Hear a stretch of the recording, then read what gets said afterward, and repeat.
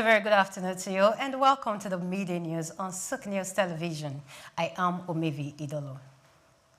The federal government has confirmed that the 80 billion naira upgrade of the Alau Dam in Borno State will be completed by 2027, transforming the aging facility into a multipurpose asset for irrigation, water supply, and future hydroelectric power generation.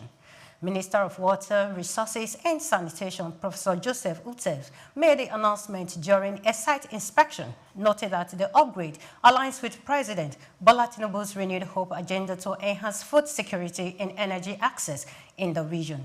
The project is being executed in 2 phases, with flood prevention works in the first phase set to conclude by September 2025, while full reconstruction begins in October and ends by March 2027. Originally built in the 1980s for portable water supply, the dam's redesign will now support farming in Maiduguri and surrounding communities.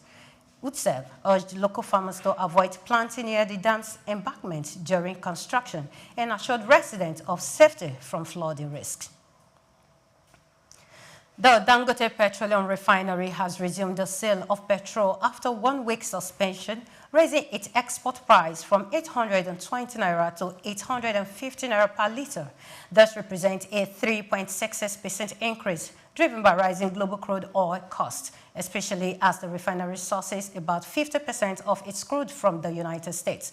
The refinery, located in the Lekki Free Trade Zone, Lagos, had earlier halted all petrol loading and payment activities, creating temporary supply tension across the country. Despite the price hike, Dangote continues to undercut competitors in diesel sales, offering automotive gas oil at 990 naira per litre, below the average 1,030 naira seen across all the private depots. However, recent data shows that over 71% of the Nigeria's petrol consumption in May and June 2025 was met through imports, indicating that marketers still prefer foreign sources over local refining, which could worsen foreign exchange pressure. The chairman of the Revenue Mobilization Allocation and Fiscal Commission, Dr. M.B. Shehu, has urged the Nigerian government to integrate the informal sector into the national tax system to strengthen domestic revenue and reduce reliance on oil. Speaking at the 2024 National Council on Finance and Economic Development conference in Bauchi, he emphasized the importance of expanding the country's tax base through efficient administration, noting that oil dependence and rising debt levels demand urgent fiscal diversification.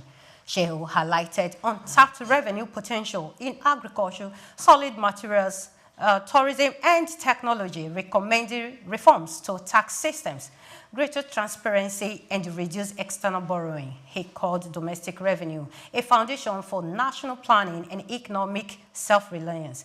The meeting brought together key financial leaders, including the finance minister, accountant general, and state finance commissioners, to strategize on sustainable economic growth. The Corporate Affairs Commission has explained that recent disruptions in stamp duties payment were due to incompatibility between its newly upgraded digital portal and outdated systems used by partner agencies.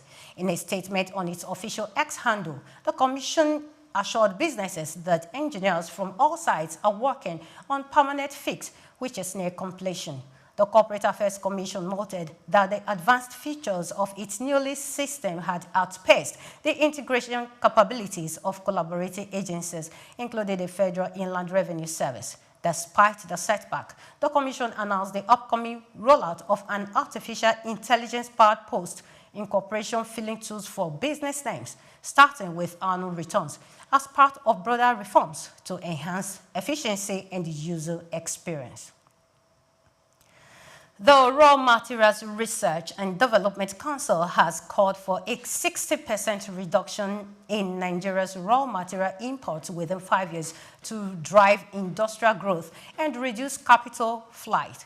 Speaking at the 2025 Nigeria Manufacturing and Raw Materials Expo in Lagos, Director General Professor Unayilugo Ekemoso highlighted that over 70% of manufacturing inputs remain imported, resulting in a raw materials import bill of 4.53 trillion naira in the first 9 months of 2024. He warned that such reliance weakens job creation and value retention.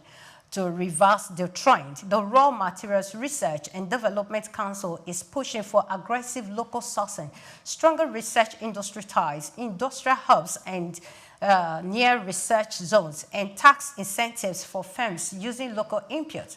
The council recently commissioned over 50 locally built pilot plants and held the Senate's passage of a bill mandating 30% value addition before raw materials can be exported. Backed by new executive orders and tax breaks, the federal government says import bans will apply to products manufactured locally at commercial scale. Many thanks for watching. Do well to follow us on all social media platforms at Souqnews Television. Just Africa comes up in a moment. Do stay with us.